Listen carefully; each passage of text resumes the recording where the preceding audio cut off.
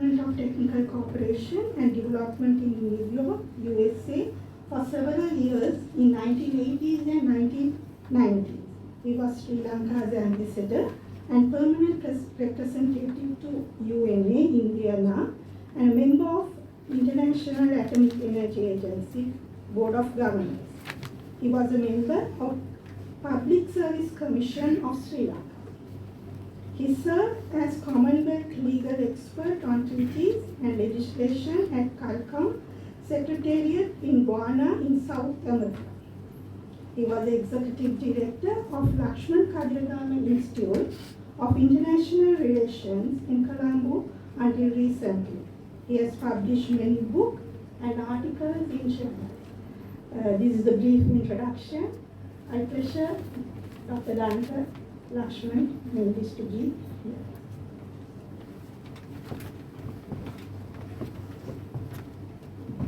Now I introduce Ambassador Dr. Dayantha Laksiri Mendis to do the presentation on UN multilateral treaties and global governance. Thank you. Over to you.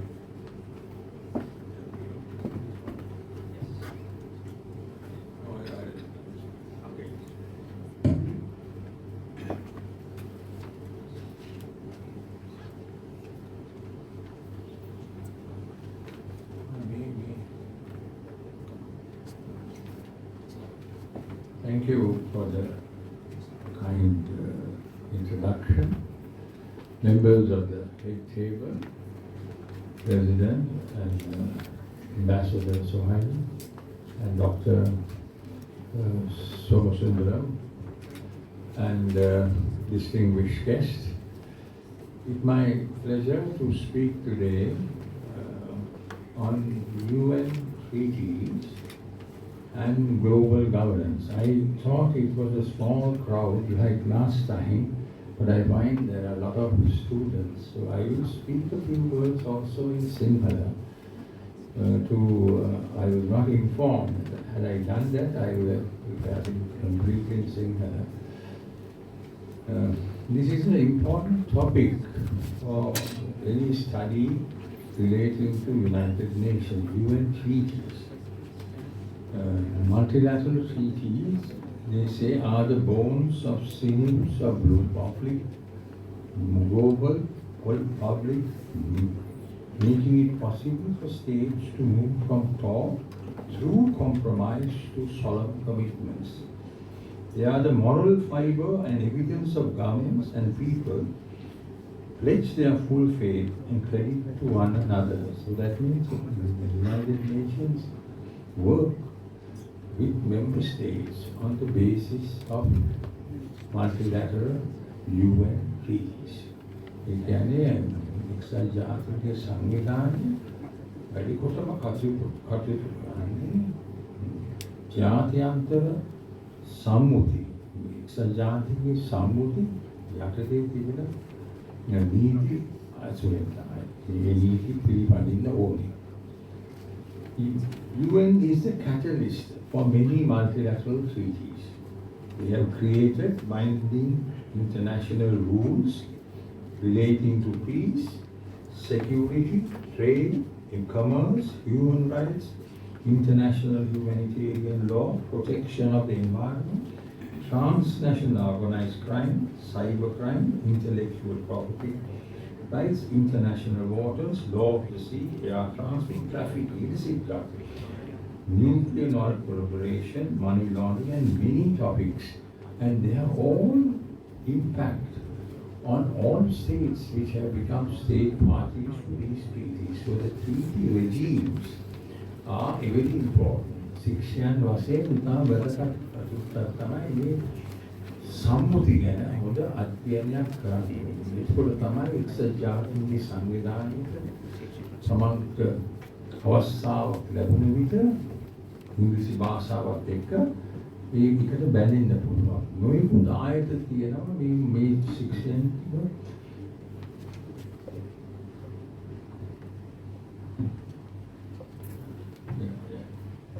නොයෙකුත් ආයතන තියෙනවා මේ ශික්ෂණයට ඒ ආයතනවල වැඩ කරන්නේ මේ ප්‍රඥාපෘත සම්බන්ධයෙන්. UN Charter is the most important multilateral treaty. dealing with global governance. It outlaws war, subject to few exceptions, and recognizes state sovereignty and equality of states. UN Charter needs to expand today to include new regional powers in the UN system. It must incorporate chapter on peacekeeping. It is not in the charter, so there must be a charter. When amending the charter, they must have peacekeeping. And limit the use of veto powers restrictively with 3/4 majority. That is the view of most UN experts today. That the UN cannot function. It is become dysfunctional. ඒ කාර්යක්ෂම වෙන්නේ නැහැ. දැන් අපි දැන් පලස්තීන, Ukraine, UN එකට කිසිම බලයක් නැහැ. මොකද වීටෝ එක දාපු ගමන් ඒ සම්බන්ධයෙන් ඒ වැඩ කටයුතු ඒ අවසන්. ඒ කියන්නේ කිසිම ක්‍රියාවක් ගත නැහැ. You can see that the veto was necessary at the time, during the time of the Cold War. But today, we have a world very different from what it was. There are many regional powers emanating from all over the world. And there must be some restriction on the use of veto powers. Otherwise, it is an issue for United States to enter into some arrangements regarding bombing in Palestine or Ukraine. The UN's role is very, very minimal. It might fade away at some time. It will go on like this without a change in the charters. ප්‍රඥාපති UN ප්‍රතිමාන්තේ වෙනස් කරේ නැත්නම් මේ අවධි ඉතාම තීරණාත්මක අවස්ථාවකට මේක තිබෙනවා. මේ තීරණාත්මක අවස්ථාවේදී මේ ප්‍රඥාපතිය විශේෂ මූලික ප්‍රඥාපතිය වෙනස් වුණොත් අපේ ලෝකයේ අමුතු පාලනයකට යනවා. ඒ කියන්නේ regional, දේශීය දේශගත බලවතුන් යටතට එනවා ඔක්කොම පොඩි රටවල්. ඒ නිසා අපිට පේනවා මේක ඉතාමත්ම තීරණාත්මක අවධියක් අපේ ලෝක ඉතිහාසයේ UN එක charter එක වෙනස් කළ යුතුමයි. Multilateral treaties are the most important source of international law. It has grown exponentially since World War II. Julius Stone said in one single year, more treaties are conducted than in the whole of 19th century. One account මුළු 19වන සතවර්ෂයේ මුළු කාලෙම සම්මත කරනු ලබු ප්‍රඥාපති එක අවුරුද්දකදී අපි දැන් සම්මත කරනවා.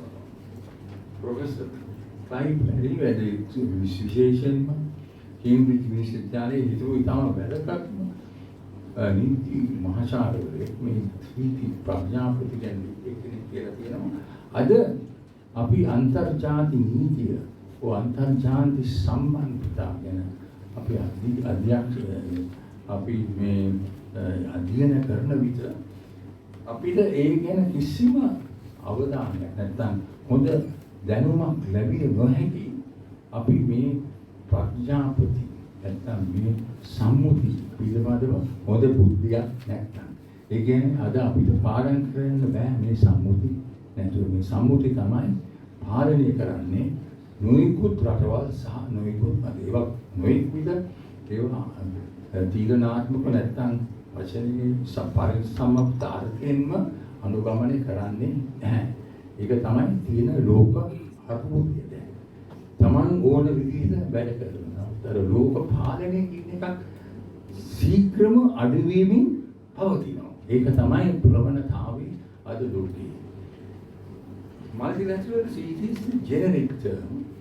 It includes conventions, protocols, agreements, concordance, exchange of letters, and note verbals. ඒවා නොයෙකුත් වර්ගීකරණය කිරීමක්.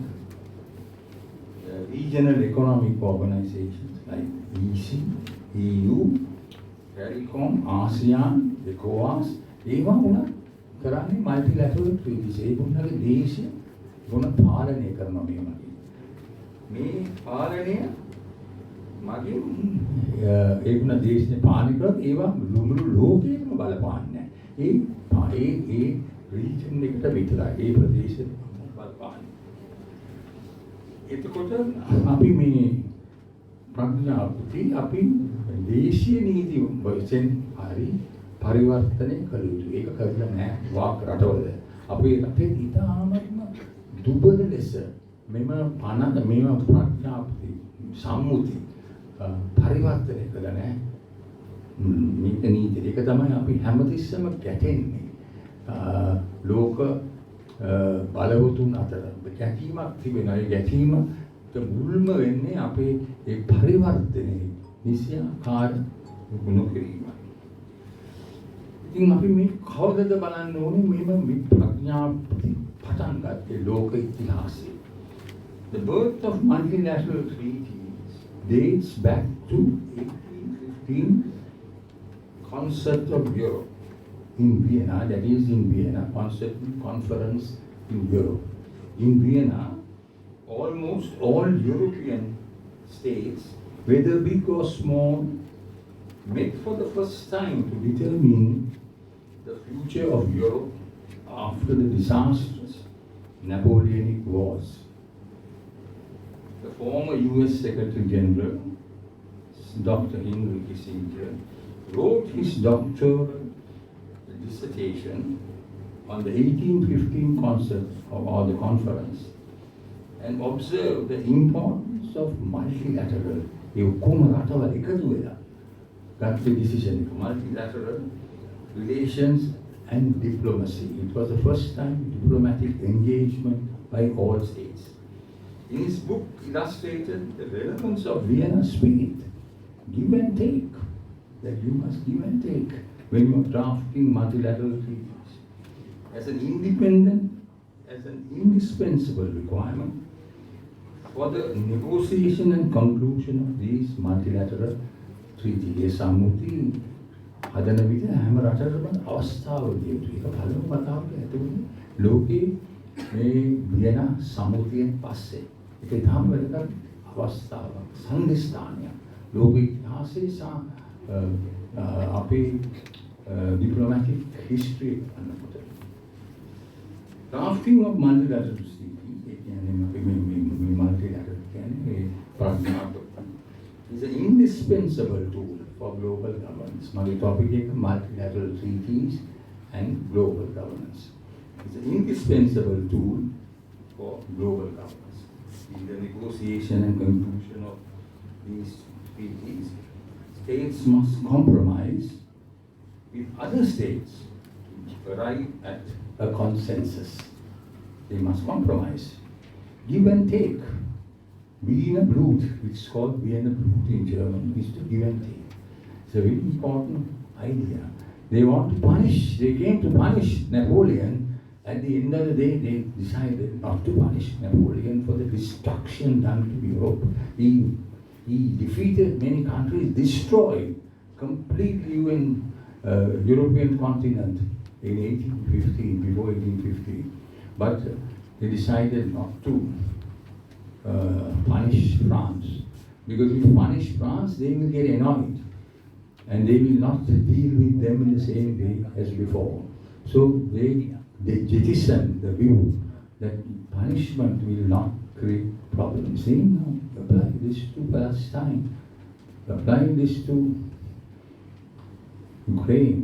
You know, you have to settle these things, not with an aggressive move, but give and take. You understand? So that will create 100 years of peace to European continent. These decisions and the resolutions of the Vienna Conference. So this is a very important landmark, according to Henry Kissinger, who wrote this magnificent book. And I remember speaking on this topic in Latin America, in Argentina, some years ago. And it was very resonating for the people of that country, although they were not from the European continent. They had links with the European continent, and began to like the whole approach to global governance through multilateral process. Implementation of multilateral treaties may also require international compliance and control by various treaty regimes. Various treaty regimes that control how you have interpreted and applied them. The treaty regimes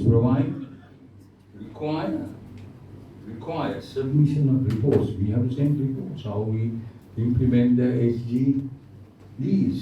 Now we have entered into, we have ratified, what is that, as the President just now said, we have ratified the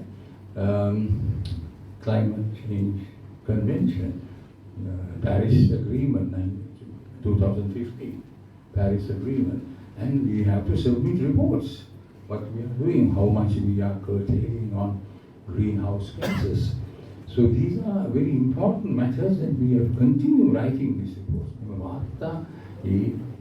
regime එකට ඒ කියන්නේ පාලනය කරන ආයතනය ලැබී යුතුයි. ඒ වගේම අපේ human rights වාර්තාව ඉදිරියට යවන්න ඕනේ. මේක ගෝලීකරණය වෙනවා. ඒක රාජ්‍යයක් මගින් ගෝල කරන්නේ නැහැ. කරන්නේ අන්තර්ජාතික සංවිධානය. ඒක තමයි තාමත්ම අර්ථකථනය. ඒක තමයි අර්ථකථනය. හරි අර්ථකථනය.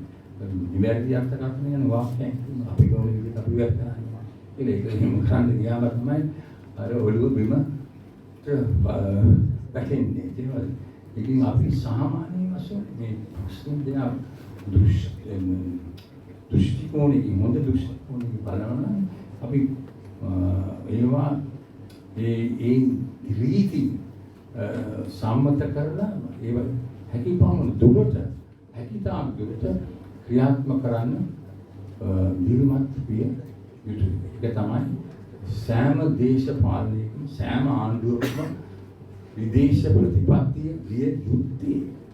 විදේශ ප්‍රතිපත්තිය මේ ඉන්දියාවත් හා සම්බන්ධයෙන් චීනය සහ සම්බන්ධයෙන් නෙමෙයි මේ අන්තර් ගෝලීය සම්බන්ධතාව පිළිබඳ අපි කොහොමද කරන්නේ කියන කීම අපේ විදේශ ප්‍රතිපත්තියේ ඉතා වැදගත් අරුමණක් ලෙස මම පිළිගන්නවා. ඒ අපි ඒවා කිසිවක් මේ විදේශ ප්‍රතිපත්තිය කිව්වම අපි ඉන්දියාවත් එක්ක කොහොමද ඉන්නේ? අපි චීනෙත් කොහොමද ඉන්නේ? චීන ඒක විතරක් නෙමෙයි. ඒක නිතරම සිද්ධියක්. ඊගාවට impact of multilateral treaties. මේ මාල් ජාත්‍යන්තර සම්මුතිය වල බලපෑම කොහොමද අපේ ස්වෛරී භාවයට ratification or accession to multilateral treaties impact on state sovereignty as states are bound to implement them once you ratify or එකට හත්සන ගහපු ගමම අපි ඒක ක්‍රියාත්මක කරන්න ඕනේ. State sovereignty and multilateral treaties may collide sometimes. We having difficulties in the implementation process. In many states, කියන්නේ ඒක දිගටම බලපාන රටවල ඒක අඩුයි. It's a difficult process.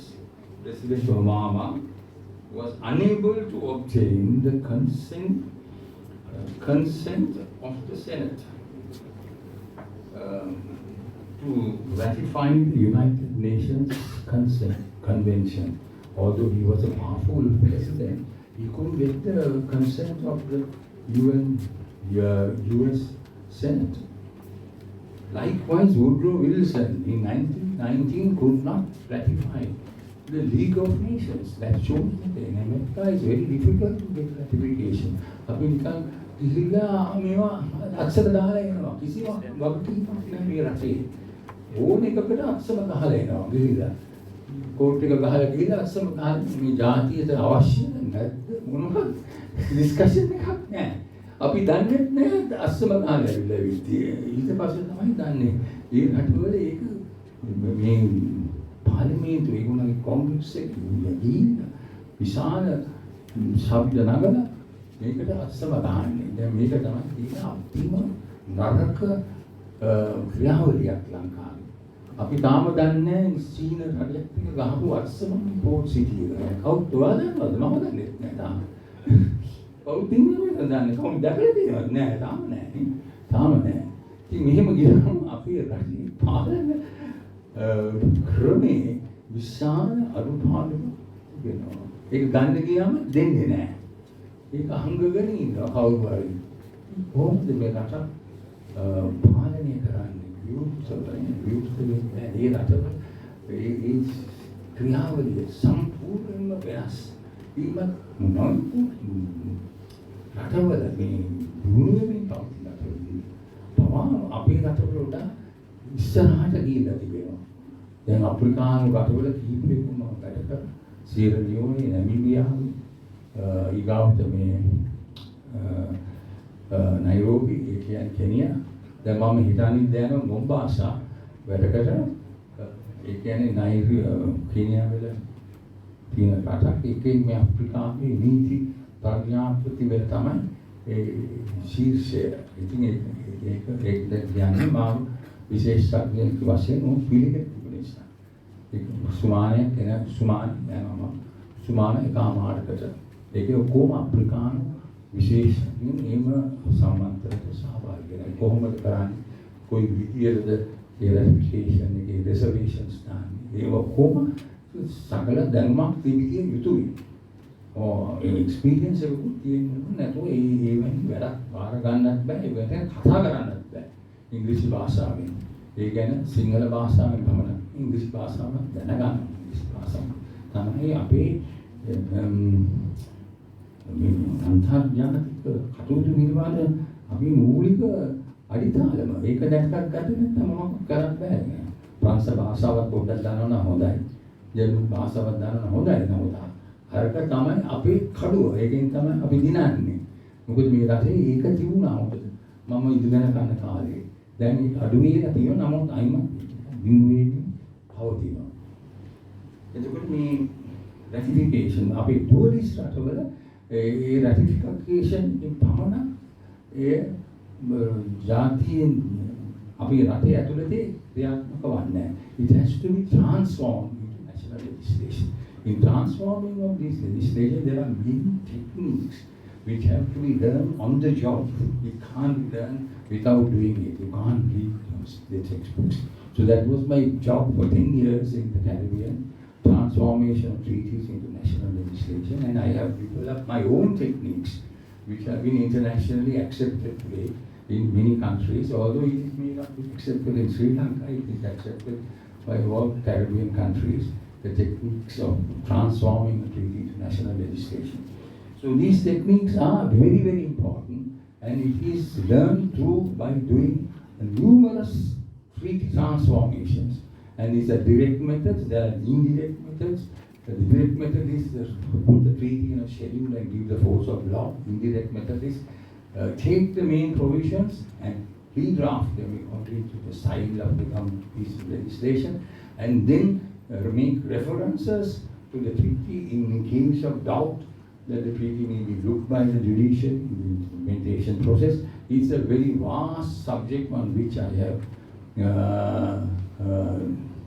I have written almost 200 pages with reference to many, many countries, published in USA, and it is now a recognized contribution to international law and relations. Conclusion, conclusion, multilateral treaties, Jatiyantara Sammuti. And multilateral non-treaty instruments, ඒ අපි ජාත්‍යන්තර සංවිධානය එක්සත් ජාතික සංවිධානය. ඒකෙත් කරනවා resolutions තියෙනවා. ඒ resolutions කියන්නේ Security Council resolution. දැන් 4-5ක් දාලා තියෙනවා පැලස්තීනය සම්බන්ධයෙන්. නමුත් ඒව දැම්මම වැඩක් නැහැ. එක්සත් ජාතික සංවිධානය ඒක වීටෝ කරනවා. ඉතින් ඒක එතනින්ම ඒක නිහඬයි. ඒක dead, it becomes dead. ඒක වෙනස් කිරීමක් ඇති විය යුතුයි. මගේ මතය අනුව මේ නොයෙකුත් නීතිය හදාපු විශාරදීන්ගේ මතය අනුව it must change. Otherwise it can't function. System, it must be expanded, Security Council. Otherwise there will be a lot of problems in the future. When major multilateral treaties relating to global governance are ratified or exceeded by majority of states, it might ensure community of states to coexist, coexist without a violent confrontation, US and Russian exceptionalism. මෙතන තමයි කොස්ස තියෙන්නේ. UN and Russian exceptionalism to certain international standards and norms create difficulties in the emerging global order. In a multipolar world, it is up to the middle powers. Who are the middle powers? That's another issue. And powerful regional organizations such as EU, ASEAN, UNESUR, AU, African Union, Caribbean Community, to create a balance between global interest and national interest. If these two interests are to coexist in the emerging world order, if that happens, අපේ පෘථුවිය අනාගතයේදී සෞභාග්‍යමත් තැනකට පත් විය හැකි කියන මට කියන්න පුළුවන්. අන්තර්ජාතික සම්බන්ධතා සම්බන්ධ ඒක තමයි හැම රටකම විදේශ ප්‍රතිපත්තිය විය යුත්තේ. Multilateral treaties and multilateral non-treaty instruments like the resolutions of the Human Rights Council. We still can't do anything. We are not even implemented anyone. Every time we go there, we get blackguarded. And we have not even done anything, and they are just going and speaking nonsense according to them. Sometimes it is not right, because we need to make an attempt, at least for reconciliation of these problems relating to Northeast armed conflict. What have we done? We have not done anything so far. Talk, and travel, and that's all we are doing in this country. At least multilateral treaties and multilateral non-treaty norms are increasing in volume as well as subject matter. At least 1/4 of legislation of some parliaments in developed and developing countries relates to, in one way or another, to multilateral treaties. These two legal instruments are indispensable. They are the two indispensable. They are the major source of international law today. For international cooperation, international coordination, interdependence, and for global governance in a rapidly changing world. Those two instruments are the main instruments that are source of international law and conditions on which a country can move forward in the future. In the 21st century, everything is changing. Bit by bit, in front of our eyes, two multilateral treaties and multilateral non-treaty instruments. Unless the Charter is reformed and properly represented, the world will be, unless the countries are properly represented in the world, it will be governed by we will be governed by regional powers. The way to a new global order is to strengthen the UN system and commit ourselves as a small state especially to make the UN our best friend. Without that, our future is in jeopardy. We are at a crossroads today, and if we don't do that, and if the small states do not rally around a little bit carefully and bring and strengthen the United Nations system. Because they are, at the end of the day, they are, even the Secretary General went to Rafah, the crossing point in Palestine, and tried to make sure that at least the aid is flowing into Palestine. So who is the one that helping? Nobody is helping. I mean, although we decided earlier that if a country is in humanitarian need, it has a right to action, to take action. The other countries could take action, right? But that has not applied in relation to Palestine. Very unfortunate. Palestine is being now off like an orphan in the United Nations system, except for Secretary General's visit. No country is putting their finger into it because the whole Security Council is controlled by Western powers. And until those changes are made in some form, I think we will enter a bleak period in the history of the world. Thank you very much indeed.